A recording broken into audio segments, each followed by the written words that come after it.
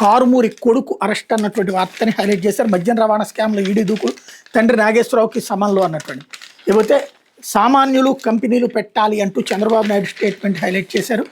ఉద్యోగాలకే వాళ్ళు పరిమితం కాకూడదు, పేద మధ్యతరగతి వర్గాలకు పారిశ్రామిక అభివృద్ధి ఫలాలు అందాలి, స్టార్టప్ల ద్వారా వాళ్ళని ప్రోత్సహించాలి, దీనికోసం ఎకో సిస్టమ్ రూపొందించాలి, 40% ఎథనాల్ బ్లెండ్ కేంద్రం అంగీకారం, ఎథనాల్ పరిశ్రమలతో రైతులకు ప్రయోజనం, సెమీకండక్టర్ పరిశ్రమలను ప్రోత్సహిద్దాం, ఈవీ ఫాస్ట్ ఛార్జింగ్ బ్యాటరీ ఉత్పత్తిపై దృష్టి, అనుమతి ఇచ్చాక ప్రాజెక్టులు మొదలెట్టాల్సిందే, పారిశ్రామిక ప్రాంతాల మధ్య తక్కువ ధరకు ఇళ్లు, SIPBలో అధికారులకు సీఎం ఆదేశం, 30,515 కోట్ల పెట్టుబడులకు ఆమోదం, 50 కంపెనీల ద్వారా 29,677 ఉద్యోగాలు అన్నటువంటి హైలైట్ చేశారు. లేకపోతే అనాథ పిల్లలకు తల్లికి వందనం, వారి సంరక్షణ వివరాలు సేకరించాలి, లేదంటే కలెక్టర్ల ద్వారా వాళ్ళకి అందించాలి, పాఠశాల ఫీజులు